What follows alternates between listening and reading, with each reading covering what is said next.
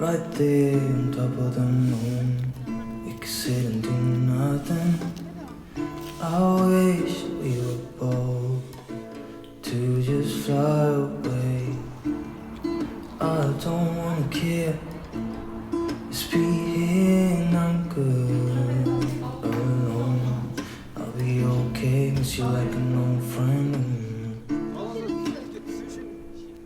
Too scared now, thinking I should call. Осындай менің бір күнімнің фрагменті, достар. Бүгін өзімнің универімде, кампусымда керемет соңғы күндеріміз өтіп жатыр, достар. Бұдан кейін енді біз бакалавр болып бармаймыз университетке. Менің кішкене ғана сабақтарым қалды, достар. 3-4 циклым қалды, сонымен мен университетті бітірем. 5 жылым көз ашып жұмғандай өтіп кетті, достар, шынымен айтайын. Конечно, ұйықтамаған түндер де болды, сабақтан қиналған түндер де болды. Медицинаның қиыншылығы да қызығы да болды менің өмірімде. 2 алып қалған кездерде болады, 3 алып қалған кездерде болады. И болса болсын, алсақ аламыз дейміз де жібере салатын еді. Мен өз басым, достар, ешқашан сабақты өзімнің өмірімнен бірінші орынға шығармағам. Мысалы, рубежкадан 3 алып қалсам, или рубежкадан 2 алып қалған кездерде болды, оны сіздерге өте көп айттым. Мен қиналып 1 күн, 2 күн ұйықтамай қойған күндерім жоқ, достар. Мен 2 алып қалсам, или 3 төмен балл алып қалсам, келесіде жоғары балл алуға тырысам. Мен просто настроениемді түсіріп, негативті ойларды өзіме бере берсем, мен қиналып қалатынымды өзім білем.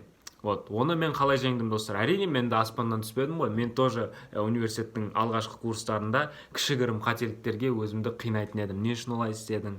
Мен не үшін мына сабақтан 2 алдым деп, достар, бірақ мен оны үйрендім. Оның жолы мынандай. Егер сіздер мысалы сабақтан 3 алсаңыздар или 2 алсаңыздар, или вот айтайыншы, просто настроениелеріңіз болмай жүрсе, сол моментті отметить етулеріңіз қажет. Вот, мен айтам, вот менің қазір настроением жоқ. Мен қазір грустить етуім керек деймін, мен өзіме 1 күн немесе 2 күн, ар кетсе 3 күн уақыт берем.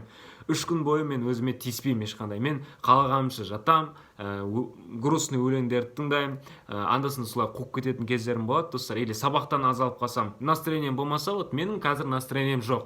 Вот дәл қазір настроением жоқ деп айтам.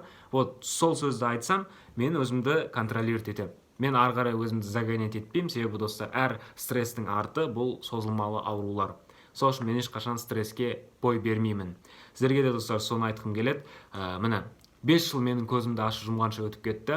Қазір вот артыма қарасам, қаншама күндер өтті да, қанша рубежка тапсырдық, қанша экзамен, қанша тест, қанша экзаменге, вот менің есімде фармакология пәніне өте қиын жаттап барып тапсырып алған 94 балыма қатты қуанып өмірге келгендей сондай күндер өткен болатын, достар. Анатомияны ұйықтамай оқып баратын кездер, көп сабақты, достар. Биофизика деген сабақтың рубежкасы менің туған күніме дәл түседі, а мен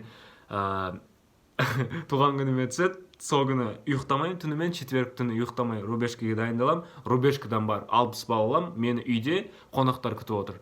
Үйге барам, менде настроение жоқ. Сосын барам да кішкене шай ішемде ұйықтап қалам. Сосын мен ертесі күні, мен туған күнді жіберіп алдым ұйқымен деп айтқан болатым, достар. Вот, 18 жасым, 18-ге келген жасым мен сондай өтті. Сосын мен өзіме айттым, бұл что за фигня, да? Сабақ, ладно, 60 алдым, не оқып қалды мен? Или өліп қалмадым, или білімім азайып кетпеді, 60 алдым, ничего страшного дедім да. Сол кезде мен биофизикадан, қазір айтам қанша шыққанымды, жалпы балл, достар, қателеспесем 66-67-ге шықтым. Тесттен барып 98 балл алдым, ауызша экзаменнен 92 или 94 сондай балл алып, мен 4-ке шықтым. Вот ештеңе болмады. Мен бекерге туған күнді ұйықтап қалып, настроениемді түсірдім. Сол үшін сіздерге де айтарым, достар, вот қазір керемет көктем мезгілі. Қиналып жүргендеріңіз болсаңыздар, қиналмаңыздар. Сабақ барлығы өтеді, кетеді. Патфиз да бітеді, анатомия да бітеді, фарма да бітеді. Барлық сабақтар бітеді, достар. Тек қана сізде, өзіңізде тек сіз қаласыз. Сол үшін вот мына шаштар әлі керек болады, нервтар керек болады, достар. Сол үшін болмайтын нәрселерге нервтарыңызды шығара бермеңіздер. Сабақ, оқу керек, саморазвитиемен айналысу керек, бірақ в меру, достар. Анда-санда демалып тұруларыңыз қажет. 1 күн полностью сабақтан демалуларыңыз қажет. Егер олай қылмайтын болсаңыздар, жанып кетесіздер да, достар. Ертең қалыптарыңызға келу өте қиын болады. Немесе медицинаға деген махаббаттарыңызды жоғалтып аласыздар. солай достар, ешқашан сабақты маңызды орынға шығармаңыздар. Сабақ әрине маңызды, оқуларыңыз қажет, бірақ денсаулығыңыздан да өзіңізден де артық қылып қоймаңыздар. Ауырып тұрсаңыздар, ауырдыңыздар, өздеріңізді қинап отырып ештеңе түсінбей жатсаңыздар да дірілдеп кітапты құшақтап отырудың қажеті жоқ достар. Бәрібір ештеңені түсінбей қаласыздар. Ол үшін мысалы миыңызға ештеңе кірмей жатыр ма? Менің өзімнің лайфхактарым. Бүгін осындай видео қылайын достар. Мен ештеңе миыма кірмей жатса, кроссовкамды киемін де далаға шығып кетем. Жүгіріп келем, үйтіп келем, бүйтіп келем, кітапты жауып тастауға тырысам. Келіп оқысам или таңертең ерте тұрып оқысам, миыма барлығы кіреді. Ал если 4 күн, 5 күн отырып оқитын болсам, менің миыма ештеңе кірмейді. Мен тек қана өзімнің білем, биологиялық ритмімді, қайсы сағатта мен күшті оқи алатынымды, сол сағатта мен телефонымды өшіріп тастап, барлығын тек қана сабақты оқуға тырысамын. Сол үшін достар, барлығын басқарып үйреніңіздер. Ең маңыздысы бұл эмоция.